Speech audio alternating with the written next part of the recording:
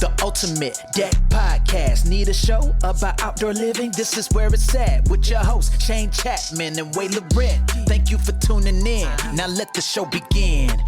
Yeah, the ultimate deck podcast. Let's go.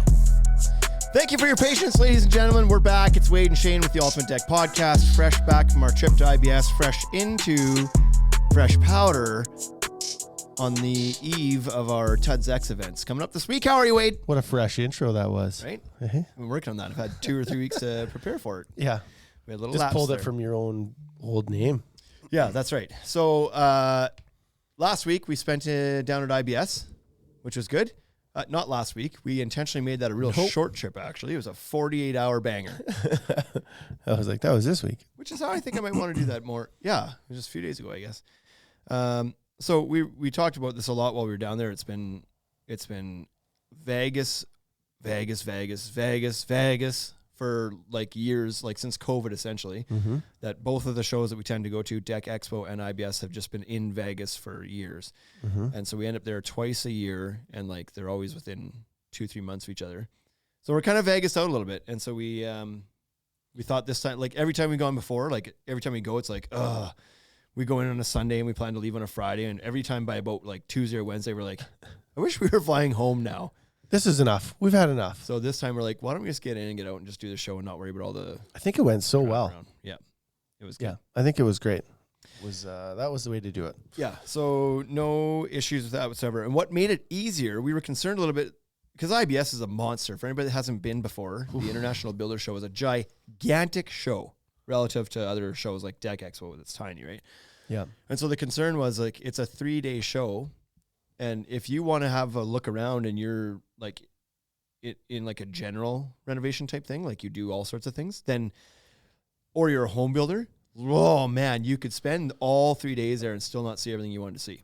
The halls are just so big. Yeah. Right? Like they're packed.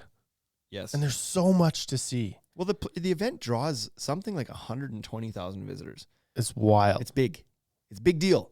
Yeah. And so we thought like, boy, we better not stop and talk very much then. We'll make we're a game plan. To cover. Let's look at the map. Yeah. Make a plan. Because there's what, 3 or 4 halls at the Las Vegas Convention Center, and one's like got 2 floors to it, and north, south, west, central. There's no east, right? No, I don't think no there's east hall.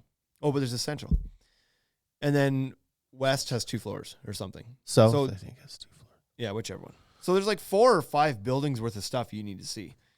And so it can be a little hectic running around from spot to spot trying to see all the things you want to see. But this year, thankfully, as like the day we were flying in, we noticed that they actually had started to categorize and organize it by, what would you call it? By trade almost, kind of in a way? Or by like use. Sure. Right? It was like. So they had like, kitchen and bath has always had its own thing. KBIS has been like, it's in the show, but they've always had the kitchen and bath stuff in its own like hall or whatever. Yeah. And that was still the case. They had 2 halls, but this time they put outdoor living in its own spot as well. And then building materials in its own spot. And I don't know if there's other categories, but the moral of the story is instead of having to bounce around and be like, oh, there's a railing guy over in hall A and there's a decking guy over in hall C and there's this, they were all for the most part in half of one of the halls, which made it super convenient for us. Yeah. And efficient. It was definitely more efficient this time, being able to get around. Right. So we appreciated because we were only there. We had about a day and a half to do it all. And this made it very possible. So in the old format, it would have been tight. Could you imagine? Yeah. We would have had to talk to no one. Yeah. And that was the plan. Doesn't work. And then for us, we talk it's too impossible. Much. Yeah. Like people see you, you see people, and it's just like, hey, yeah, haven't seen you for 12 weeks. Well, yeah. And then chat. Western Lumber says on the Instagram here, because we're live there, recording on God's Day. Yeah. Suppose so. We had to. Gotta do what you gotta do. We got too much stuff going on this week. Right. You know? And so here's the thing. We have this event coming up called TUDS Contractor Expo. It's going to be great. We have it happening at both of our locations, Regina on Tuesday, Saskatoon on Thursday. Yep. It's a big deal. We got a lot of contractors coming to it. It's a big deal. A lot of vendors coming to it, and a lot of vendors coming from a variety of places, from the States, from Toronto, from Calgary. Like most of the vendors are flying in. Yes. We got presenters that are, for the most part, local, but there is some travel between Regina and Saskatoon that has to happen. So anyways, we're down in the States and people are like, oh, like, has your season been going all year? Like, I heard it's pretty good. The weather's been pretty good. It's like, yeah, the weather's been fantastic. It's been... Did you guys build all winter? Unseasonably warm. Yeah. Not warm, but like, not like you think of in February. It's not awful. Lots of like plus days, which means the little bit of snow that we have had has generally melted away at some point. Mm-hmm. It's like abnormal. It's like, we're all like, holy crap, this season's going to kick off early, like in March. We get back from IBS on Sin Thursday City. night, late Thursday, midnight on Thursday. And now it's Sunday, and we are in the middle of a blizzard. This is more snow than we've gotten all year. And the temperatures have dropped. It was like nice. And it's supposed to be nice next week, too. But just the week of Tides X, it's like minus 20 and a foot of snow in one day. Like, yeah, a touch over a foot of snow is what we're getting. So we're getting and then this it's right now. supposed to be rank winds tomorrow, which if the winds actually happen, that'll be bad news bears. If we actually get 70K winds with all of this snow, we're in for... So I've been we're in for a keeping full whiteout. an eye on the weather and the airlines because we have so many people flying in and we're like, oh shit, like, can you imagine if if people don't make it here? Which is a very real possibility because flights basically from like last night to about 4:30 today into Regina and Saskatoon were getting canceled. I would say probably 70% of the flights. Yep. 100% of them coming from Calgary, which is where a bunch of the vendors are coming from. I'd say half the ones coming from Toronto, which would be where all the US and Toronto guys are coming from. Yep. So I was like, oh boy. But anyways, it looks like it's the flights are starting to align. They're not getting canceled anymore. And I believe that this system is supposed to be through us by tomorrow morning when the rest of the people start flying in tomorrow. So anyways, interesting little situation we got ourselves in here. Who do we have here? What comment here? The event not happening in the BC locations. It is happening at all of our locations. Find your closest, the Ultimate Deck Shop location, and there is an event happening there. What's with the Western Lumber Company complaining about God's Day, says Mark Westrom. Right. He was in the wrong IG account. Yeah. You got to be careful about that nowadays. Westrom, keep your opinions personal, you know? Scott says, what's up, fellas? He was down there. We had to chat with Scott a little bit. Always good to see Scott. He's like, for a while, it's like you see him and he's like wasting away. It's like skinnier.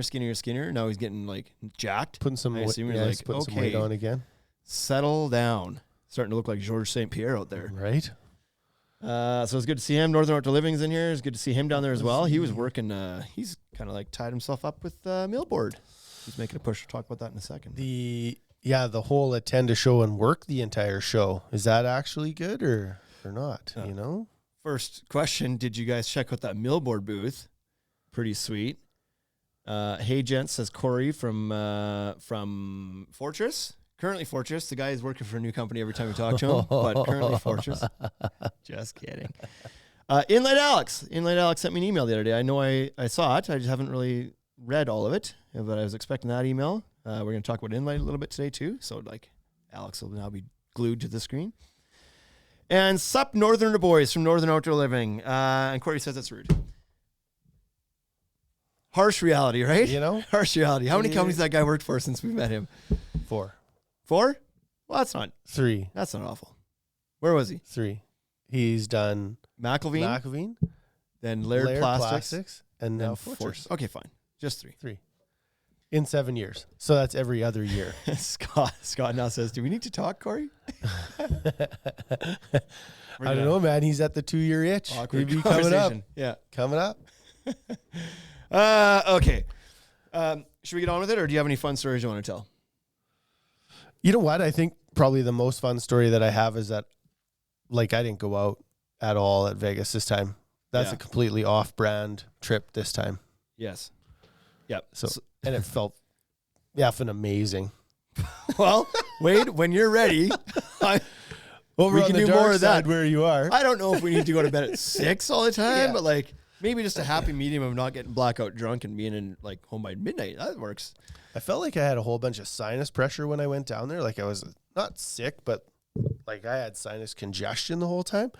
And man, that just takes the wind right out of your sails. Tony you know? from Hollywood Decks in here. Oh yeah, I saw him. Saw him as I saw him well. a couple times. He's such a beauty. Tony's a sweet dude. Ghosted me on Fremont. There's conversation. Look at that. Look at how we get this community together. Yeah. They just chat amongst themselves with us as the background noise. It's really good. I actually believe Scott's message there is actually for you. Me. Yeah. Right. So that's what happened. Like we got there the first night on Tuesday. I didn't ghost him. I messaged him and told him I wasn't going. Yeah. So that's not entirely true. I didn't ghost you. We got there Tuesday at about 6:00. We had a dinner planned with I ghosted my ex. Everlast. No with message. the Everlast team. And we did that at, where were we? Venetian? Canaletto's, I think it was called. Sure, an Italian place. So we did that with them that night, and then we went for a drink with them to just like some lounge. loud-ass lounge. Yeah. Till about midnight. So it was a fairly tame night then too, but at least we were out doing things. Yep. And then the second night, we only had 2 nights there. Second night, it was like, you spent most of your day at the show trying to rally people up to go to Fremont Street. You're like, tonight, Fremont Street. We're going to Fremont. I just love Fremont. Let's go to Fremont. I do love Fremont Street. It's so fun. You probably talked to like no less than 20 or 30 people about going to Fremont that night. Yeah. And so it was like, well, that's happening. And so then after the show, we like went for a bite to eat. And then you're like, all right. I was like, what's the plan? Because I didn't think that we were going anywhere. Well, we were like going home. We're done eating at like 6. Right. It was early. Yeah. And we had our bags and stuff with us. That was the problem. You're like, I think we should go back to the hotel, drop our bags off, have a rest, and then head out. And I was like, yeah, okay. Yeah, yeah. If we get back to the rooms, like it's a good chance it's over. No, just like an hour. Okay, sounds good. I'll go back and edit videos because I knew I had a bunch of that to do and was looking for an opportunity to get that done. So I was like, sure, let's do that. We go back, and so we got back to rooms about 6:45-ish or so, 6:40. Yeah. And you're like, meet you down here in an hour. I was like, sounds good. Then in the back of my head, I was like, this is 50-50. Like at best, it was 50-50. Like, at best. I'm going to go do some work, so I'll be awake. But I was like, but I might not be really willing to go out after like sitting there for an hour. Anyways, I had texted my wife. She's like, what are you doing? I was like, oh, we're just laying in the hotel room. I'm like editing videos. Wade wanted to come back for a quick little rest, whatever. And she's like, oh, like in for the night? I was like, no, I think we're going to go out to Fremont Street. She's like, oh, is that actually happening? I was like, well, probably not. Like there's a pretty good chance it doesn't. Like we might just be in for the night. And she's like, yeah, right. And I don't know when you texted me. It wasn't until like 8:30. But that time I was like, well, he's passed right out. Like I won't bother texting him. He's like sleeping. But anyway, when I did hear from you, it was like, how you doing? I'm like, I'm fine. You're like, me too. Pants have been off for a while. I'm not real motivated to get back and go out. I was like, yep, all good. And that was the end of it. That was the end of it. We never made it to Man, it was just going to turn into a wild, like it was just going to be late. That's all that was going to happen. Oh yeah. Like if we would have gone back out, you would have done what Wade does. 2 or 3 in the morning. It would have been way too late. It would have been a goddamn mess. Yep. We needed either a dinner invite for Wednesday night so that we were either with people. Yeah. That could have kept it going. Yeah. Or Fremont earlier. I'm kind of half choked that I'm done my coffee. I've got non-alcoholic beers in that fridge over there. One of us should make a run for it. Sure. But anyways. Yeah, he's true. Levi's like, I was there. And he really did. But you also shut it down by like 7:30 or 8 o'clock. Scott says he only went out one night as well. And that was the Tuesday before we got there. All of our friends and us, we're getting old. Or everybody's just Vegased out. Everybody's Vegased out, man. Like if you'd never been to Fremont before, or if we hadn't been there in years, it would have been like, no, like I'm tired, but like I want to go check this out. Yeah. But like we were just there a few months ago. And it's fun. It's a fun place. I do like Fremont. My wife was like, why Fremont? And I was like, well, like it is fairly fun at Fremont. Like you get to go down there. There's a lot of entertainment. It beats just going to some random casino on the main strip and then like finding some loud lounge or whatever. Like at least down at Fremont, you've got the 3 live stages. You've got all the street performers, which Lord knows what you'll see during that.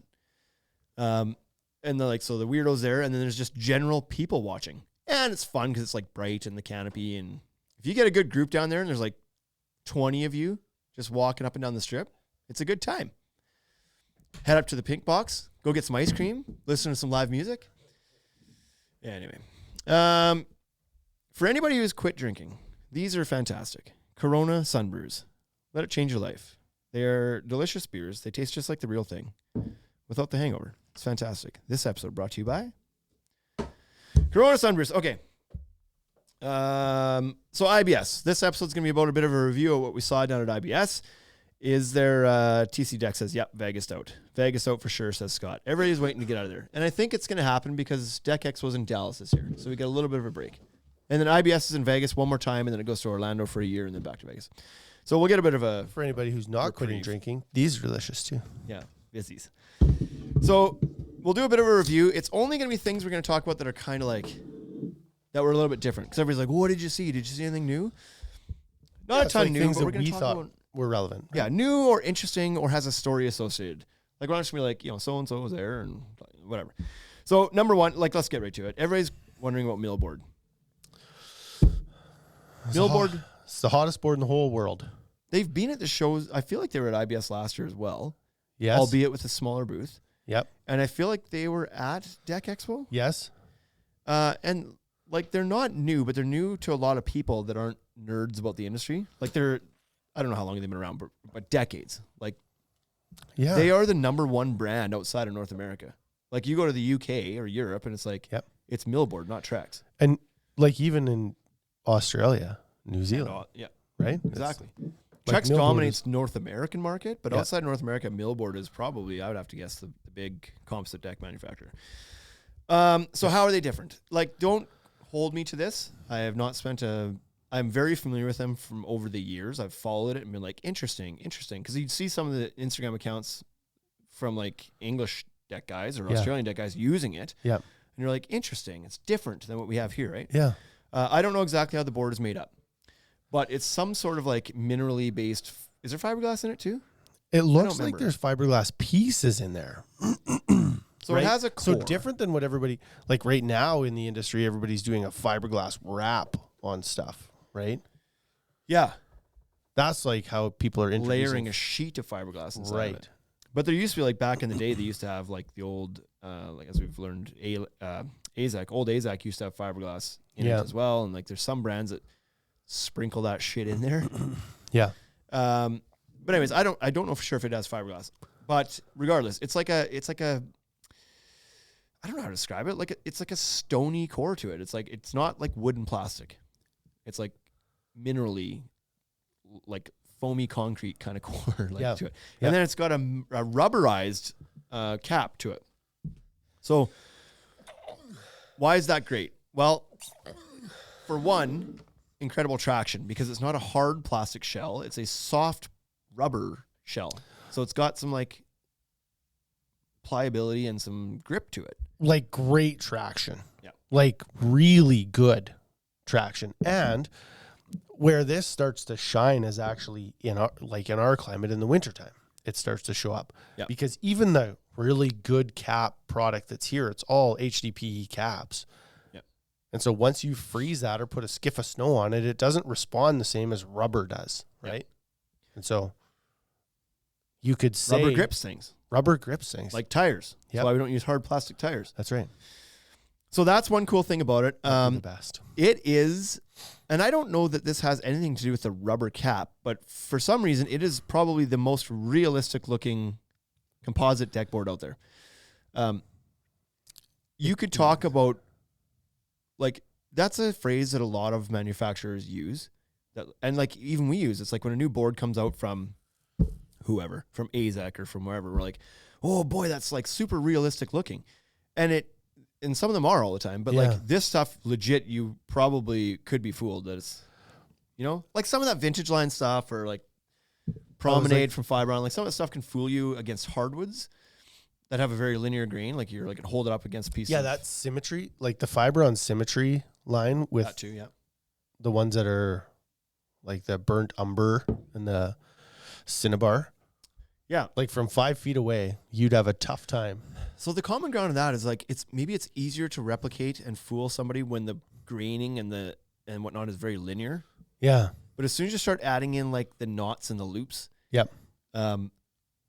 generally maybe because they repeat a lot, but generally that's where they don't look super realistic. You're like, I get it. That's supposed to look like wood, and it does, but it's not realistic, right? This stuff somehow, well, for one, it's molded from actual real wood boards. Those embossing patterns. American oak is what Levi would say. I think they are molded from American oak boards. Yeah, exactly. So it looks really good. And the coloring is not streaky in any means. Like it's not, you know, like how the North American brands are is like they drop plastic pellets in and they smear them essentially. They just get smeared into the cap. Yep. So it looks really great, but doesn't look realistic necessarily. this stuff, I don't know if like certainly it looks variegated. Like it looks like there's changes in color. I don't know if that's because of if they're injecting that or if it's just like how it looks. I don't know if that's intentional or not, because it's not much. It's a very subtle change. Anyways, but the maybe moral of that's story the is trick. It looks very realistic. Maybe that's the trick, right? Maybe what they're doing by not injecting pellets in to have it smeared around is really good. Yeah. So, and they've got again, I need to spend some more time on their site and learning about it. But they've got what I think is kind of two looks or two series, or two, whatever you want to call it. Lines, sure. And one is more realistic, like that oaky, walnutty look to it. Very like flat grain, looks great, looks super realistic. And the other one is like more of a heritage kind of vintage, like barnwood, old distressed wood look. That's super deep grooves and everything in it, but looks legit. Like looks like old lumber that's been painted. And it absolutely could fool you from a distance, even up close. The outdoor pavilion area, one of those like little homes that they had built out there, had a completely millboard, but in that rustic finish, there's like the rustic boards. Yeah. And it looked legit. It was like, this looks a lot like painted wood. Like you could fool somebody absolutely. So if you're looking for that old looks look. like they have a few different lines of decking. Sure. So what do we got here? Decking, millboard collections, enhanced screen, weathered oak, Laster grip. That sounds like features. What do we got here? Enhanced screen. Okay, so that's still like 3 collections, it says. Like everybody's like, well, you guys don't do research before you start these? It's like, no, it's our opinions. No, we don't. Weathered oak and Laster grip. Oh, Laster grip is something that doesn't look familiar to me. I don't know if they had this there. Oh, yeah. Looks like that's just like an enhanced traction. It's got like lines of different types of embossing on it for traction solely.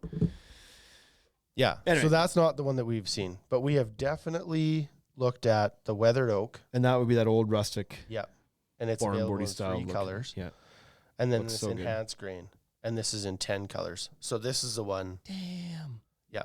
Yeah. This enhanced grain looks sick. So beautiful, beautiful stuff. The cool thing about this stuff too is that it's like, it's new, but it's not new. It's not new. We don't have to wonder if this stuff's gonna be around in 3 years from now. You know, when you see a new product come into these shows, sometimes you're like, okay, there's constantly something. You know what else we didn't talk about? I'm gonna put this back on here just as a reminder. Sorry, 1 second. Magnets. Oh, yeah. Shit. Sometimes you see a product that comes out and it's like new and you're like, well, that's really cool, but like it won't take off. I have no concerns about that with Millbury because they're established in the world. They've got all the money in the world and the expertise and the history and everything to make this happen. It's just like they will establish themselves in North America. There's no question. Yeah. We just got to figure out a way to get it over here cost effectively. So for us, we've looked at Millboard. We've watched it, for 4 years. And all we're trying to do is figure out how to get it here at a reasonable price. That's it, right? Yeah. Because right now, like anything we have heard, and so you're going to try and get some quotes on this to see if we can maybe dial this in a little bit better. But everything we see is like that board's going to run at like 14, 15 a lineal foot retail. Yeah. And it looks fantastic. And would 2 or 3 people do that? Absolutely, right? Yeah. But it's hard to inventory a product that is that expensive if you're not going to have a ton of traction on it. Pun not intended. Yeah, I was going to say, well done on the pun. But anyways, it can work well on front decks, and that's where a lot of the premium products do end up going. But if you're talking about doing a 400 square foot deck at $30 a square foot, it's like, holy shit, man. Yep, she's premium, that's for sure. So once we get, and we were talking to some of the distributors out of Ontario, and it's really funny, like in the US, a lot of the guys are like 1-step distribution, and up here we're talking like we always kind of want 2-step distribution because it's a little bit easier to infill and it helps kind of keep the cost down because somebody else takes that big initial upfront hit. But right now it looks like the way Millboard's making its way into North America is it ends up quite a bit south, right? Like it's shipped into Georgia basically and then moved across North America from there. As we have some distribution guys in Ontario that are saying like, listen, we can bring this down to St. Lawrence, land it in Ontario, and then truck it out, bring cans of it into Ontario. And so if that starts to happen, then maybe that 14 comes down a little bit because, of course, the biggest part of this board cost is the freight. Yeah, That's the biggest part. That's the hardest part all the time when you're going to stand there with a customer and they're like, well, what makes this one 50% better than this one? It's like the answer can't be that it took 3 extra trains to get here. Yeah, that's it. There's no value in that. Yeah. It's It like, had to why come is it worth across on more? a It's like, boat. well, there's a couple guys along the way that had to make margin on it too. And it took a couple extra boat rides and plane rides. Not plane rides, but so that's like, yeah, you want to try to eliminate as much of that as you can. But So regardless, it's here to stay. They're obviously making a big push. They're obviously spending some money. They had a big, huge, beautiful booth this year. the other thing that was really cool that Millboard has is that bullnose, that flexible bullnose Yeah. piece. So you can do radius decks and there's no tools required. Right. Simply just No cut the heating and radius. bending. Yeah. It was just a really wobbly. So the other thing is the decking is 1.25 inches thick, and then that bullnose piece that's flexible is what? Probably 1.5 inches wide or 2 inches wide. Yeah. I think it was a little bit wider. I It think. was like 2 inches wide. Yeah. And so that it's sold. It's a different. It's not just the decking ripped down. We found out. We thought they were ripping that down off a deck board, but it's not. It's intended for this exact purpose. So if you want to jump on the curved design trend, that I think is probably like on its back half of its life anyway. But if you do want to do it, it's easy now. There's you don't need to still- buy $8,000 heating blankets and. Yeah, there's burn still lots of $600 places of the that boards. curved decks are valuable. Yep. What- I think the era of people forcing them into designs because they want to do it is Yeah. over. And it's like people are now doing it only if it makes sense to do it. I was talking to one of the guys from Ontario, and I said the spot where I see a curved deck making the most sense all the time is around pools, and it's never ever the convexed curve. It's always the concave curve that I Yeah. think makes the most sense because then you can follow the inside of the pool, right? Yeah. That is where a curved deck makes sense Sure. to me. Yep. But So anyways, that's Millboard's pretty cool. okay. So a couple more last things about that pro, and then a couple cons off the top of my head. Pro, pro and con. You face screw this because there's no clip system. There's no groove board, so you're not. It doesn't install like normal composites do. You are face screwing it. However, the face screws once they get below that rubber capping disappear because a rubber capping is elastic. You puncture through it with a number 7 screw, and then you pull your drill out, and there's rubber just goes whoop, and it Closes hides, up. like it's just gone. Yep. So that's really cool. Till you go to take them out. But it's different. So you go to take them out. Yeah. And that's always people that say the concern, but it's like build the deck properly. You shouldn't have to take them out. But regardless, you would literally need a stud finder to find the screws. Yeah, it would be hard. So that's a pro. The boards only come, was it 12 feet 141 inches long. And I don't know if that's just North America or if they only manufacture that long in other markets as well. So you don't have the traditional 12, 16, 20 that we're used to. You just have 12 feet long. Yep. But they say that the board is thermally stable as all hell Okay. so that you can butt the boards together and you don't end up with big, nasty gaps. And so that's what people are generally concerned about and why they want different sizes to begin with is because composites generally don't butt I still together. don't think real I well. would do that. I don't like that I don't look. know. Yeah, neither do I. I would way rather the picture frame or chop it up with some lines in it or Right. like. But if you're looking at a wood deck, butt joints are normal. I still And don't on like that the stuff, you could be like butt tricked into joints in thinking wood that's either. wood deck. I don't disagree. Yep. I think that's not. But you could. not Now the- it's a design aesthetic, not Yeah. a like. It's not the best way to Not build functional. anymore. So. Yeah. So you don't have to, but that's a drawback. Drawback on the users and the homeowner side. Great thing for the guy stocking it. Right. Less SKUs to One stock. SKU. Let's go. 1.25 thick, so pro and con. Could be a con if you're replacing existing decking and you've only left so much room Yep. under the siding or the threshold or whatever.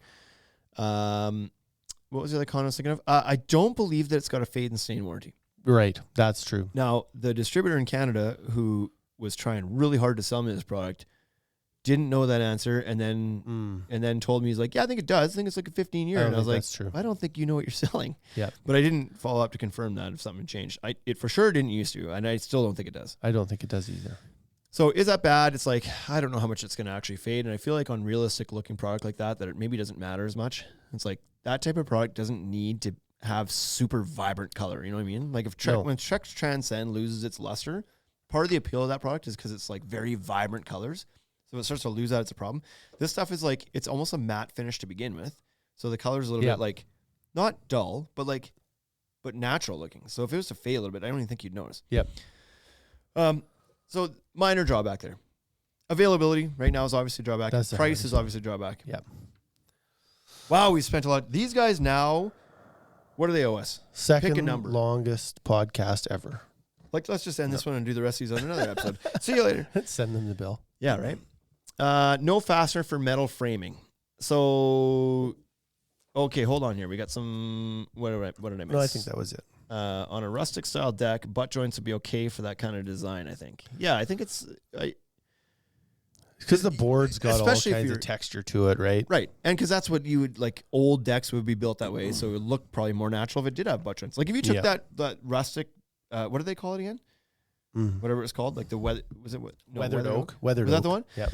Weathered oak one. And if you put a spine board in that, honestly, that probably would look a little weird. It might look worse. Yeah. So you might be better off to butt joint that one. Yeah. Widths. They have different widths too. I think the standard board is 6 inches wide, if I'm not mistaken. 6 7/8, 6 and 7/8, and when and then what? 4 7/8. 4 and 7/8, and then they have wide planks too. I think, right? Maybe just on the weathered oak ones. Anyway, enough about millboard. But pretty cool stuff. If you haven't seen it before, it's worth checking out. It's kind of neat. What was that other comment here? No fastener for metal framing. Vertical. They would work really good on vertical surfaces, I think. Yeah, like they use that weathered oak in a lot of like cladding applications there too. Well, they have cladding, specific cladding products too. So that weathered oak is 7 7/8. It's like 8 inches wide. Yeah, it's wider. So they had like, I think they had some posts there clad in it, like a Yeah. vertical post. Yep. That looked cool. And so Scott had also mentioned earlier in the chat, he was concerned about the amount of dust that would lay into this embossing because it was so deep. And we did see that. Absolutely did. We saw that. Outdoor showroom area. The Yeah. gray one on that house, you could tell right away it looked very dirty. Yep. And it was in an area where there was no dirt. It was like carpet outside, and it was like, Yep. but did get very dirty. The brown one hit it very well, but the gray one you saw it for sure. And Maybe that helped it look more natural. Yeah. Anyway, Okay. that's Next. millboard. Next, up. Fortress. Fortress is there again. Remember when they used to do decking? Yes, neither. Oh. No decking there, but they did have a couple new. It seems like every show we go to, they've got a couple new SKUs in their steel framing lineup, and so they did not disappoint again. They did have a couple new SKUs in their steel framing lineup again. Yeah. The Evolution steel framing, Which is really good.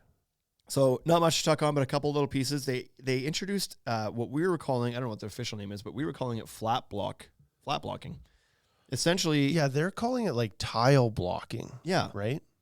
So what was it? Scott will correct us because he's in here, but like I think it was like roughly a 6-inch wide, thin piece of metal that would lay out over top of the joist, and then had a fold in it that was pre-notched to go over the joist, and then you fasten it to the side of the joist. So what they had told us it was for was now you can do tile applications on your deck. You install these flat block pieces, tile support system they're calling it. There you go.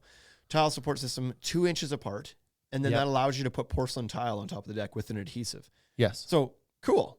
Like that opens Super up cool. the ability to do all sorts of cool stuff with that now. What we saw it as right away, we're like, oh, that'd be great for inlays and picture frames. And when you're running your boards diagonally and you got to zip them off, you need flat blocking. Yeah. Because it's like a nice flat piece of metal that will tuck underneath and not cause a big bump in the decking laying. So we thought that was the perfect use for it, was for the flat blocking. Totally. But also using it for tile. Because some of the other systems that are out there, like Outdoor and Embrico, all use like metal framing with a tile system. Yes. And this was one simple SKU they could release that allows them to also do tile. Be able to do tile. So that was kind of cool. Yeah. And then they also, and Scott can also chime in here to tell me what this piece is called. But they also released like a railing block that would be like a code approved or engineered approved railing blocking. So one of the funny things when Fortress Evolutions was released is for a while, everybody's like, well, how do you attach surface mount railing to this stuff? Right. And everybody was trying to come up with their own solution, right? Yeah. Some guys were just bolt, like what Fortress is saying was you got to use a through bolt. You got to bolt through down to the bottom of the framing and put a nut in the backside. And everybody's like, that's shitty. That's way too long. That's an Nobody 8-inch wants to do bolt, that. right? Yeah. So some guys are getting creative and they're like, well, I started tapping the steel and threading a bolt in. It's like, oh, okay. Does that work? Yeah, it works. Some guys started using like a self-tapping screw. Yep. And they were just drilling into the blocking. Some guys were feeding 2x6 wood, treated 2x6 into the tube steel. Yep. so that they could drill through the metal and then use a regular GRK into the wood below, and it would fasten that way too. Certainly works. Then Fortress released the toggle bolt for railing applications, and that was fine too. Now they've released this beefy, what was it, like 11 gauge steel channel or like steel angle that goes between the joists. I imagine they have it for 12-inch or 6-inch on centers. And it screws to the side of the two joists and then gives you a nice beefy 11 gauge flat surface to bolt your railing to. So, and they said that's all like approved, like, I don't know, code approved or engineer approved or whatever, like meant for this purpose. And now, they're not cowboying something. Yeah, they're bolting it into the side of the joist, right? Is it bolted? It's being bolted in. Okay. Yeah, it's like a flange on there. So super structural. So good. Yeah. Not just relying on the, 18 gauge tube steel, 16 gauge tube steel of the joists anymore. Now you got this beefy chunk of metal that will let anybody's mind rest. Yeah. And it's fantastic. And I think that's what they had here. Patio ERT Deck says, when will that be available? Man, I wish I was at IBS. Well, you don't have to be, because the Ultimate Deck Podcast is bringing you the best from IBS right to you. Meets Save commercial yourself. code, Scott says. So there you go. If I recall, that was the two things that those were the two biggest things that they were had showing added. off. Yeah. They had some fencing there as well. They had some aluminum fencing that they were showing. Yeah, that's right. Like, it's fine. Lots of people are doing all these privacy panels and privacy fences and some version of that. Corey wasted no time jumping in there and adding that too. Yeah, fence privacy panels. They were nice looking. We don't do a lot of that kind of fencing here, but I think they do down south, right? Like, they tell a lot of that stuff. It did look really nice, that stuff. Yeah. So, and super clean install, clean looking, like fastener-free finish almost too. Yeah. And some of that, so it's good. The track, like, you know, how the track would hide all the screws and stuff. I think there was some good engineering that went into that. So. Yeah. So we saw Millboard. We saw Fortress. We didn't see Trex. What's happening? Where were they? Why does this happen? Everybody else, like all the other big brands, were there. I don't understand why they weren't. Like we were just talking about this before. Crazy is that, like, their reps are there, right? Were they? Like, the reps go and they take people out and they take. Well, I don't know if they were today. Wait. Yeah, absolutely they were, because Gord messaged me before IBS and was like, "Hey, do you guys have plans?" So, okay, so exactly what you were just suggesting was happening, but it's just we didn't make it work.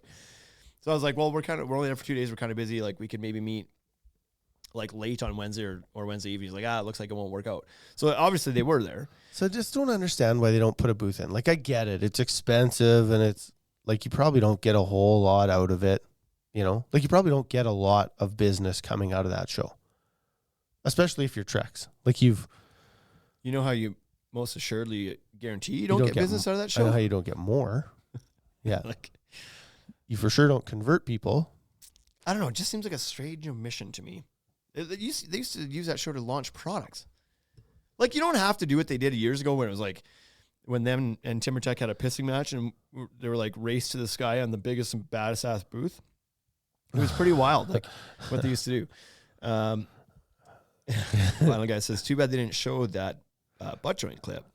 Yeah, well, it's like, so there's that. Yeah. They spend the entire year in R&D, and what they come out with is a clip that is not relevant to the industry. It's like anybody who's actually building decks that are any quality deck builder is not butting deck boards together anymore. That's not happening. They shouldn't be, but Trex the last few years seems to be very homeowner focused. They're really trying to draw business in by appealing to the homeowners, and homeowners absolutely are. But here's the other thing too. I don't like, it's a funny little product, but it's way better than sistering two joists together, which is what they required before. So you want to frame up your deck, and like, you have to think that far ahead for a homeowner DIY project. You have to think about where your butt joint's going to be so you can double joists there. Yeah, 8 feet in and 12 feet in. Like, the clip beats that for sure. But you can't. I get you. It's like, with the Trex board, you can't do a butt joint with the Trex board because they ski tip so bad. Contractors aren't going to be lining up to buy buckets of the butt joint clip. No. That's for sure. But anyways, like, I don't know. I feel like you should be there. I feel like it's the biggest show of the year. I feel like there's an expectation that you're going to be there. I understand they weren't launching anything new. Like, they do have excuse me, they do have a signature line that not a lot of people would have seen yet. Certainly. It's been available in the States for a little bit. It's new in Canada, but certainly not everybody has seen it because its distribution was pretty low until like it's getting out there now. Yeah. But so I don't know. It's strange that they're not there. Everybody else, and that's supposed to be like kind of their new flagship board. So you would think that you would want to show that increased traction, better coloring, right. like because what you're like also kind of a bad play because Millboard was there and making a lot of noise. Yeah. And TimberTech was there. Yep. Like everybody else was there. It's like their biggest competitors were there. And like Millboard, I can promise you the boardroom at Trex has had discussions about Millboard's presence in this market now. And so for them to be there and not, but anyway. And the other thing that you have to be conscious of is like, so we talk about this in our store. It's like, you shouldn't put together a marketing plan based on what your competitors are doing. But like an omission of a space like that, it's noticeable. Yeah. And it's even more noticeable because it's like 4 shows in a row now. Yeah. It seems to be just something they're not planning on doing. They're just anymore like maybe for a while, maybe forever. I don't know. But they've obviously found that it's not worth their investment. So I guess it's their money to spend. Yeah. It just seems strange to me. It's too bad that they couldn't do like a 10 by 20 and like just be there, just be present. Eric says at least Trex was at Deck Expo. They were at Deck Expo. Actually, I forgot that. We just said they haven't been to a bunch in a row, and I was thinking not Deck Expo either, but they were at last Deck Expo. They had a booth there. But anyway, strange omission, but it is what it is. On to Moisture Shield. Moisture Shield did have somewhat a new product. They actually debuted it at Deck Expo, but they debuted the final version of it at IBS, and that is their PVC decking. And I don't remember what it's called. I should have looked that up before. You'll look it up now. I'll look it up for you. But Moisture Shield, after years and years of being a wood plastic composite deck board, and for a number of years only wood plastic, not even capped. Then they've capped it through the years. They've capped. Now they're releasing and I believe it's got bamboo in it. Is that right? It's got some sort of filler in it, but it's a PVC deck board now. And so they showed it at Expo. I believe it was 2 colors at that time. Fairly similar looking to the Meridian line. As far as aesthetic goes, but it's a PVC board that can span 24 inches on center. So that's pretty remarkable. Should you or would you? I don't know that, but where that matters is on docks, right? You've often got 4-foot wide docks that have a single bearing joist down the middle. So a 2-foot on center application is great for that. And you don't do that with PVC. You don't do 24 inches on center with PVC. No, typically. You do not. You don't even like to do 16s typically. So that for them to come out with a board that can do 24s. And I believe that that's made possible because of this whole fiberglass sheet layer in it that we said that companies are starting to do. Right. They've done it on this the board. next core. Yeah. So interesting product from them. I did notice that the what am I trying to say? The variegation, the streaking in the board looked to be like there was more variegation in it this time around than there was at Deck Expo. And they said, yep, we did increase that to give it a bit more character for the final version of the board. And so it was there and looked good. If you didn't see it, they weren't at their own booth. They were part of the Old Castle booth that was showing off all of Old Castle's brands. And they had a great booth. That was a great little spot. Yeah. Really attractive. I was taking inspiration out of their booth. It was like, this is really nicely laid out. Yeah, because they did a good job of everything. showing their, what do they got, 3 lines? 3 companies, basically, 3 totally different more than that. Well, they got Belgard and Barrette and Sacrete and Moisture Shield and whatever their pool textures are called and their wall material. They've probably got about 5 or 6 product categories and brands that they operate in. Yeah, it's a big deal. And so it was done well, where they had everybody kind of lined up, and you could kind of walk through the booth and then be in the Belgard section of the booth and then be in the Moisture Shield section of the booth, and so they did a great job of that. Yeah. Millboard Troy has joined. He joined a little late. The first 20 minutes of this conversation was about his stuff, and he shows up when it's all over. So did you find out, is there bamboo in that? It doesn't. I may not be right. They certainly don't mention that. They talk about a fiberglass reinforcement. There's bamboo in the Everlast product. Yeah. But so maybe there's not. Maybe it's just fiberglass, no bamboo. Regardless. Then we didn't talk to anybody about this there because we weren't even sure if they were actually showing it or if it was just somebody else's display, but Ultralux had aluminum framing there. Just on the end of their one, like just on the end of the booth. Nobody was talking about it. There was no branding on it. There was no. It was just like a tiny little like 3x3 display, like knee high. But I think that their booth actually was made out of it. Their booth had a second story with stairs that went up to it, and I think that booth is made out of it. Ultralux, if you're not familiar, is a railing company that they sell the whole system. They sell you a giant hydraulic press. They sell you a machine. Is what they sell you a machine, and then the parts to put in the machine in, and they sell you essentially like top and bottom rails and pickets, and you put it all together, and you let this giant hydraulic machine compress it, press it all together to make a panel. Yeah. So that's what they've been for years and years. But this year we walked by and was like, is that framing? They've got framing. We kind of looked at it and there was no signage about it. It was just a tiny portion of their booth. We're like, well, I don't know. I can't tell if that's their own framing or if it's TimberTech's framing that they're just like showing something with. We didn't really know, but we didn't talk to anybody about it. Then afterwards we went and looked at their website here, like before this podcast, and we're like, oh, they actually promote aluminum framing now. Yeah. So I guess it was theirs. Can't tell you much about it because we didn't ask her questions there and we didn't look up too much about it. But that will be like that. That's going to be good. Oh, there you go. Did I know this? Ultralux is owned by AZEK. It's probably the TimberTech framing. Boy, that's kind of ringing a bell now. Maybe I forgot that I knew that. So if it's owned by AZEK now, then it absolutely was just TimberTech's framing. Like it certainly looked like. Right. All right. We don't usually edit this podcast, but I'm going to rewind this and cut this section right.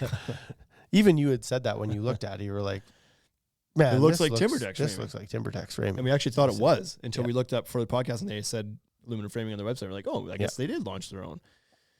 So strange. Okay. Well, cross that out. Inlight. They was there. They were there. You know who wasn't there? Just Bold Pros. Yeah. Bold Pros wasn't there. So Inlight resurfaces. So Inlight had a small corner of Regal Ideas' booth, I guess. So boy, oh boy. Like for anybody that's 10 by 20? They had a 10 by 10. Like they had a third of their booth or something, a quarter of Regal's booth. So the good people at Regal offered to share with Inlight because of, well, good people work with good people, I guess. But I'm guessing that because of all the shit that went down with Inlight and Bold Pros, I'm guessing that maybe Inlight didn't have their ducks in order to have their own booth, and so they missed out or they were late to the party or something like that. So Regal was like, well, you can park at our booth. So that was nice of them. But it was nice to see a presence from Inlight because they weren't at Deck Expo. Yeah. And, you know, they weren't at some of the landscape shows like on Landscape Ontario Congress show. Like I think they were because of the. Yeah, I think some of the planning guys were there at Congress, but it turned out they didn't have a booth to work. So that was when, from what I understand, that was when the Inlight Regal collab for IBS came to be during Congress. So yeah, so Alex is in here. He's been waiting patiently for us to get to this point. It says next time we'll have an Inlight 2.0 booth. Whatever that means. Sounds exciting. Loop us in. And Baxter says, big fan of Regal. It's always my go-to. Yeah, so it was nice to see Inlight because we haven't heard anything from Inlight. We, personally, haven't heard anything from Inlight since the shit show. Like, what else do you call what happened there with... It's really all it is, man. Inlight and Bold Pros. So there's a giant story behind us that we don't need to get into the details, but essentially the North American distributor of Inlight decided to cut ties. Like pulled a stunt in the middle of the night and switched to manufacturing their own products and launched it all of a sudden one day and just like, Bold Pros is here, Inlight's gone, and everybody's like, what is going on here? And Inlight, to my understanding, was not really made aware of this either. So it all just kind of like blew up, and for months people have been questioning like, what the hell is going on here? Because people didn't know if Inlight had changed its name or if it was like Inlight North America had changed its name, or like people just didn't know. Just didn't know. Because there was little information. There was very little information about it. No lead up. It's like, you know what? Yeah. Anyway, so regardless, we've heard from Bold Pros quite a bit. We're an Inlight stocking dealer, which is why I say we haven't heard from them. But it's like also this happened very suddenly, and they've got a lot of people to contact, and they've got a lot of work to do to like stay in the game in North America. So they've been busy. Yeah, and I think Jurgen was telling me they hired something like 11 or 12 people in the last like 3 weeks. Right. So they're staffing up. They will end up getting distribution back into North America. The product is as good as it ever was, if not better. And like, let's be honest, they're going to have a shitload of motivation now. Yeah.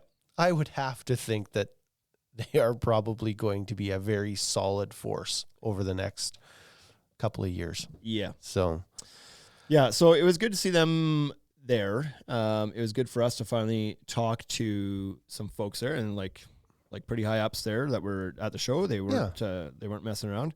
So it's good to like talk to somebody and see like, where do we go from here? And it turns out where we go from here is Alex, and he's in here. So Jurgen's like, Alex is going to send you an email. We'll get you sorted out. So that was good. Cody is in here. She said, I didn't even understand until Kevin explained it to me this week. Same as Scott. So there was a lot of information that was dispelled. I've heard I initially pieced a lot of things together myself just based on like, I think I've figured out what's going on here. All your years of crime TV. Hey. Right. Yeah, exactly. And then you hear from other people who have like heard things and figured things out. And then of course the show is like more of the story came out. And now I think we've all got a pretty complete picture of what's going on here. But anyways, Corey says, I don't know if I understand it yet. And I've had it explained to me at least twice. So that's good.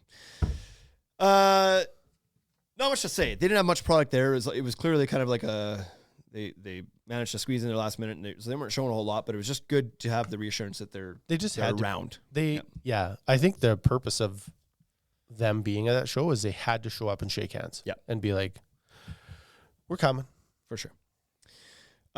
This is gonna piss Corey off. Everlast was there, so I don't know why he'd be mad. I won't. He doesn't make any of the decisions for either of those companies. I won't. We don't need to belabor this too much, but Everlast made an appearance again. They were first at Deck Expo with their new products. They were there again. There was nothing new from Deck Expo to IBS, but certainly not like obviously a lot more people go to IBS than Deck Expo, so the majority of the audience there wouldn't have seen their stuff before.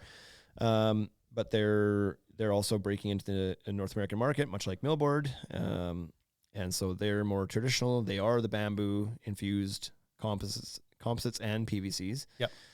3 lines are launching in North America: the budget line, the higher end composite line, and then the high end photo print PVC line. Yep. Really nice looking stuff. Not much more to say about it. Bunch of great people. It was essentially Fibron 2.0. Like that, we went for dinner with them the one night, and then we met up with more of them the one night. So we went for dinner with three of them? 4 of them. There was Eric, Bryce, Sean, and Mike. Right. Okay. So 4 of them. And then we met up later with 2 or 3 more guys that all worked with Everlast. Yeah. And as we're sitting there, the one guy was like, yeah, so like all of these guys are from Fibron except for that one guy. Yeah. It's like, okay. So they basically headhunted the whole Fibron team. Yeah. Regardless, they're not going anywhere. Nice products. Have a look. That's all there's to say about that. Yeah. And I think one of the ways they're going to address some of the, again, they had similar problems. They were manufacturing offshore and then trying to get it into North America. There's a bunch of struggles with that. There's like, you have some tariff issues, you have some freight issues, right? And so now they're putting together manufacturing in Dallas, and as that takes off or takes hold or gets stronger, no doubt that board will become even more competitive. Right. So, especially for us. Scott says, I love that they were there on their own. He's got a better attitude than this about Corey. than Corey does. I just keep bugging Corey because, like, I'm sure there's no actual... like Corey was just responsible for trying to sell that board to us when it was under Fortress, and we didn't. Not because he wasn't doing a good job, just because we just didn't need it at that time. Anyways, he also says, did they have the aluminum core composite capped product? Like, why does that sound vaguely familiar? But no, I don't think I saw anything new with their booth. Not that I saw. Did they say something about an aluminum core? But I don't think we were looking around too much. Wait, for either. decking or for other applications? Because at Deck Expo they had I think it was an aluminum capped, like 2x8 or 2x10. They're using for like an aerial structure of some sort. Oh, and that was a thing at that time. For some of their it wasn't pergolas. for decking, I don't think. So maybe that's what he's referring to, or maybe I'm just not in the mix. I don't know. Could be. Yeah, for pergolas. That's what Scott's saying. For pergolas, yeah. So they had some sort of structure above their booth. It must have been that. I didn't pay a whole lot of attention. But they absolutely had it at Deck Expo, so presumably they would have it there too. Yeah. So that's it. Here's Bold Pros Alex. Okay, we're out. You guys have it. They're both named Alex too. Come on. Can't write this stuff. I think they're marketing it as a pergola cladding thing. Yes. So yes, they did, I think, have that there. We didn't talk to them much about it because we already know we spent a lot of time with them at Expo and at WRLA. So we didn't have anything more to learn from them there. But yeah, it was there. This wasn't even on our list of Alex on Alex crime. This wasn't even on our list to talk about because I just remembered last minute so funny that it was still there. Do you remember? Yeah. Where was this? 3 years ago. Was it in Vegas?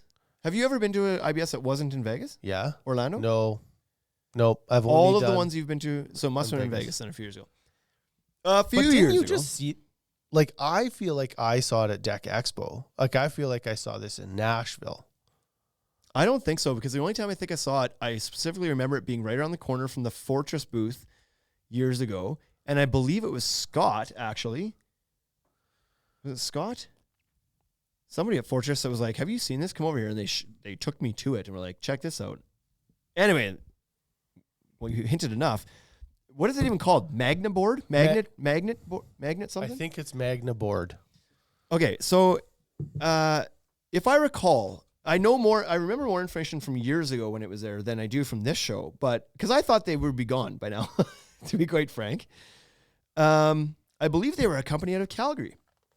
And so what they do is Magna board. Magna board? Mm-hmm. So the system works for both interior trim work, like MDF baseboards essentially, mm-hmm.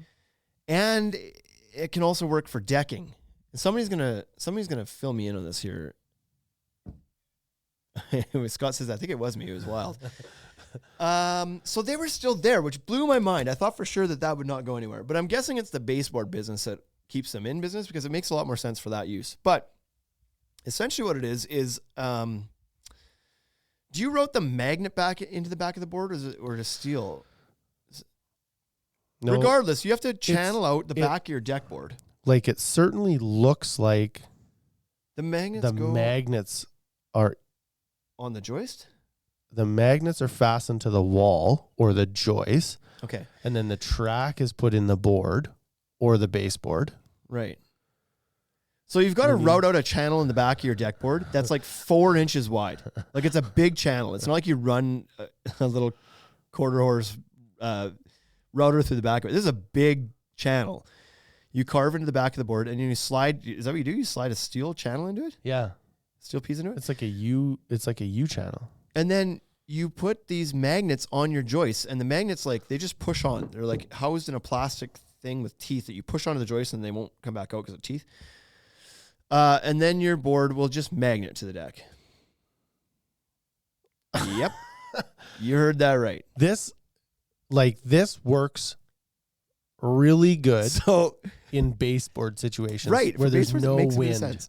Baseboards makes a bit of sense. No uplift. For those people, when you show them millboard and they're like, well, how do you get the board back off afterwards? Be like, oh, is that your primary concern? Then do I have a deal for you? Yeah. How about magnets? You can pop the board off whenever you want. Your objection is you won't be able to pull it off easy enough. Have I got a deal for you? Oh, man. Eric says you've promoted it so often on this podcast, they must have relaunched. Right? Yeah. You're welcome. So, just mind-blowing technology. The fact that product exists, it is mind-blowing. The thing that I think that they make the board. They don't make their own boards, but they will channel the boards for you and sell them pre-channeled, I think. I remember back then, because we didn't talk to anybody here this year. We just looked at it again. We're like, holy shit. They're still alive. This is still around. Right. That's like the 98-year-old that keeps going past to get groceries. You're like she's still there. What did you find out? Did you learn anything while you're on there? No, Are they from Calgary? Yeah. The guy who owns it is from, started it. He's from Calgary. Wild. They've been doing this for 15 years. No. Yep. 15 years ago. So it started with baseboards. So starts and ends with baseboards. Where it all it's not a legit decking product. It's not a decking product. It falls apart for me on the decking because if you think about how much goddamn material would be in somebody's yard after you routed that out. Man, you'd go through, you'd have a vacuum full of shavings every hour. So why don't they, here you go, Magnaboard, if they, maybe they don't know any more about this podcast than we know about them, but if this gets back to them, why don't they go to Everlast with their Infinity line that has scalping on the back, that has channels that something could be held in? You know what I mean? Like a Fibron Good Life, you can't. Yep. There's nothing to hold anything into their scallop. Yeah. Whereas because Infinity's is like an I-beam shape, you technically could slide like a tube into the middle of it. Why don't they use that decking that doesn't require any work and just slide a tube into it and use that to, why am I even going down? Or they just stop. Just focus on the baseboards. Yeah. Or you could use, you could cut a small U channels to pound into the back of Trex boards, because those are they're pretty squared off channels that are in the back of the Trex Naturals line. Yeah. And or why can't they? I think if I was doing it, I think I'd be putting. Yeah, no, that's how they do that. Why don't you just screw a steel strip to the back of a solid deck board? I don't know. Why do we have to channel anything out? Scott says, I can see interior use all day, but for deck boards seems sketchy and wasteful. Totally. And not safe. And moves around. It's not. It for sure is the product that has generated the most questions in my mind. Yeah. I didn't spend much time at the booth. I don't know. That one is interesting. Magnets. They're still going. Yeah. Despite all of your negative criticisms, still going. Was that another pun? No. I don't think so. Oh, yeah. It's a negative charge. Yeah.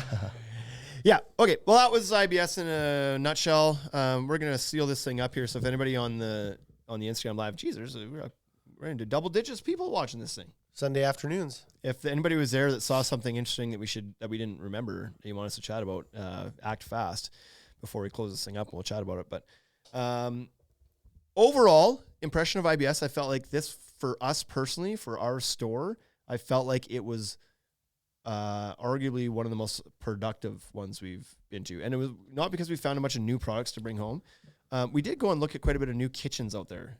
HDPE kitchens. Seems like there's a lot of manufacturers of that shit now. You know, there used to be Nature Cast. Yeah. That was like a foamed PVC cabinet or something like that. Yep. And there was there was always been stainless steel ones. Yep. But it seems like the HDPE market for outdoor kitchen cabinetry is really blown up. We probably saw no less than a half a dozen companies doing that exact thing. And there's a company out of Florida that's doing flat packs on those now, which I think will be really good. Yeah, It's that was interesting. Always it's the freight that kills everything. Yeah. And so if you can find a way to freight it properly. Still bloody expensive no matter what. Those outdoor kitchen cabinets, boy, those are cabinets cost a lot expensive. of money. That's what it is, man. Yeah. Forefront Homes Alberta says, what do you guys think of the millboard decking? You have to listen back to this because the whole 20 minutes of the start of this podcast was exactly that. You'll learn everything we thought about it. It's great. A couple small caveats.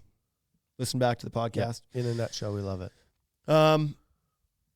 What else? Okay, where was I going with that before? The layout of the show. Really love the layout of the show because you could get through it in not much more than it takes you to get through Deck Expo. When they just keep everything in that one spot, that one hall, it's fantastic. Yeah, I think as a retailer or as a homeowner or a trades person, I would have to think that the layout of the show is better for everybody that's walking the show.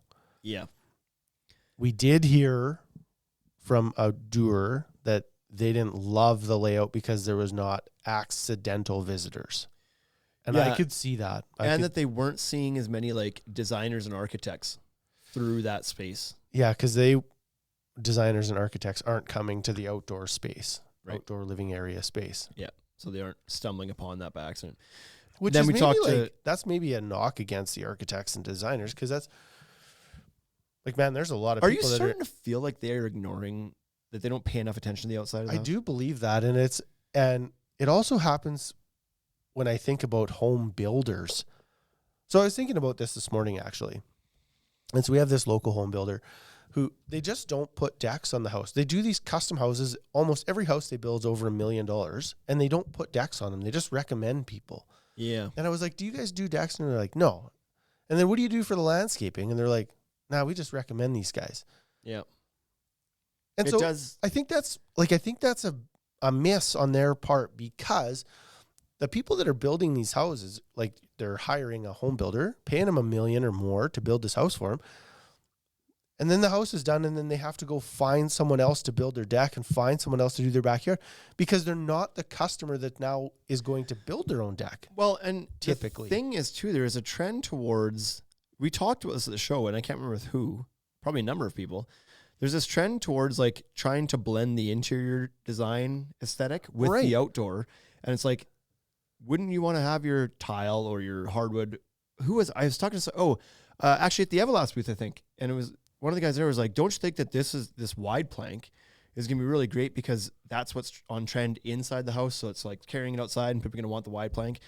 And so like there is absolutely people that are starting to try to like blend the divide between inside and outside. So then shouldn't the people that are designing the inside of the house also have an understanding of the available products and aesthetic that's possible on the outside too, and have that same person working on it for your best result?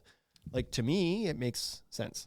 Yeah, and they're like, it seems like they go to the wall of the house. So they're even working on the idea of different interior doors that have super low thresholds, so that you can just walk in and out of the house with zero to no transition. Yep. So Scott says get South Hall Upper was the hardest to find. So that may have been a contributing factor. That's where the outdoor living space was. Yes. And so you might have got to South Hall and spent your whole, like a bunch of time on the main floor and never even realized that there was a second floor up above. Sure. That's fair. Vinyl Guy says he agrees with the builders. They all concentrate on, and designers presumably all concentrate on kitchen and bath. So maybe that's where they were. There was 2 giant kitchen and bath halls. They might spend all their time over there. It's certainly a sexier area too, right? Like when people start talking about it, it's like it's cooler to see like new cabinetry and new hardware and like all that stuff. But yeah.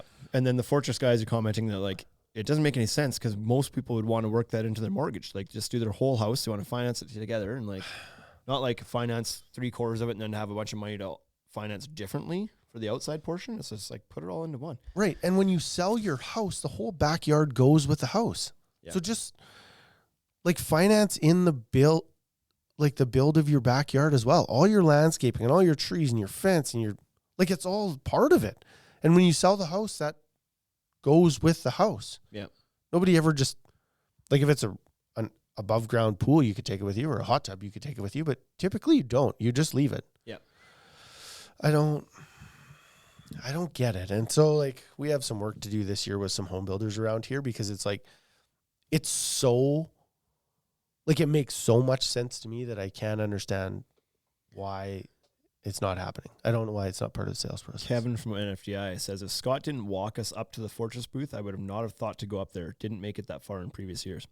So maybe that's the problem. Because I know, like, I talked to Regal Ideas too, and they were like, this is great, having all the outdoor living stuff in one spot. They really liked it. Outdoor didn't as much. But maybe the issue is like, maybe the idea of keeping them grouped together is great. It shouldn't be on the second floor of that South Hall. If it was more like in one of the other buildings, maybe it would be better. How do we lobby the NAHB to move the outdoor living to a more prominent space? To Central Hall. Right? Put the kitchen and bath. Why don't they put the kitchen and bath in that one hall that has 2 floors? It was weird that the main floor was kitchen and bath, and then the other kitchen and bath was in a completely different hall. Why not put that all in the building that has 2 floors? Do you think there's enough square footage there? Maybe not. I'm guessing that's probably the reason why they didn't. But like, that would be convenient to do it that way, Then just up the price a little bit on the booths and get the ones, like, right? put a little bit of demand on there. Yeah, skim some off the top. But anyways, I thought the overall general, the doing that though, grouping it was great. Maybe we can argue for a different location somehow. There you go. Now you got Chris Murray's in here. Now you got a kitchen guy. Most interior designers don't spec exterior finishes. Yeah, Right. Why? exactly. Can they? We'd like to see them try. There's Kevin just says, like, how about move the outdoor living to the outdoors? There's that option too. there was supposed to be an outdoor living part there. Well, there was, but it was more just like on it was like an siding, exteriors, yeah, right? and tiny homes, And it was displays. tiny homes. Like, I like the idea of having it inside because let's be honest, the weather can be all over the place in Vegas at this time of year. And last year it was quite cool when we were there. Yeah, and This year is quite warm. Wind. Could you imagine if it happened to be like the wind was supposed to be coming the day after we left, but like, could you imagine if you got stuck in 40-mile-an-hour wind? Yeah, and I And guess the that's maybe sun, why they put the and you got- homes out there, because you can go inside. All your vendors are stuck outside trying to talk to people, and it's just like windy and hot, and yeah. like, man, they'd be miserable. I personally wouldn't want to have to spend my whole day outside because that's where all my stuff Yeah. is. But Yeah. But it like you could see how it would make sense. But regardless, so IBS won for the Times. Next year it's back in Vegas. One more year. One more then year in Orlando Vegas. for a year. Then back to Vegas. For a Deck couple. Expo this year is in Dallas. Dallas this year. 2 years in Dallas. 2 And years then- in Dallas. Yeah, and then I don't know. Back New to Orleans. Vegas probably. Oh yeah, that's right. New Orleans in 2026. So they've gotten off schedule. Well, maybe it's because it's the pool spa patio. They used to not announce where Deck Expo would be until that was like part of the opening ceremony. It was like, next year we're going to be in Louisville. Yeah. And now they have it planned 3 years out. Yeah. But maybe that's part of the pool spa patio. Yeah. That's it. Am I right? Or what? What else do you have to say? I'm gonna have to reach out to Chris, get a hold of his beautiful girlfriend, and find out why the designers aren't designing outside spaces. We should actually have Chrissy on here and chat with her about that. Maybe. Yeah, we could. Maybe it's just like, just be well, like, that's how it's always been done. One right. of those things. I hate Because that answer. That's the stupidest answer. you know what? 10 or 15 years ago, nobody cared about the outdoor space. A deck was like you just banged up a pressure treated deck and it was like, didn't mean much. Yep. I'm probably even young on that. Maybe like 15, 20 years ago, nobody cared.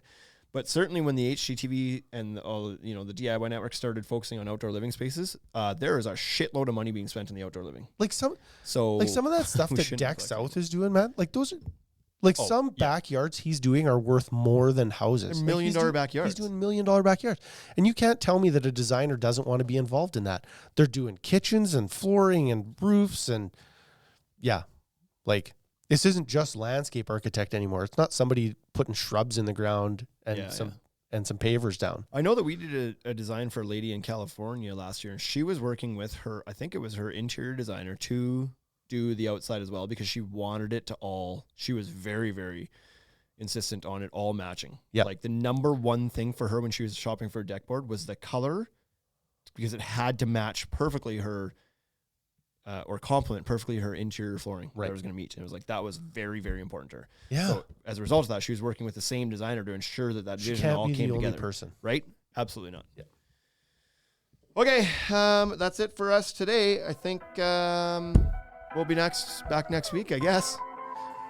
Peace out. Hey, thank you for listening to the Ultimate Deck Podcast. Now you know what we're about. Check the site, come and shop. UltimateDeckShop.com. Hit us right away for sponsorships or tell us if you want to collaborate. Let's go. Check us out on any social networks. Thank you for listening.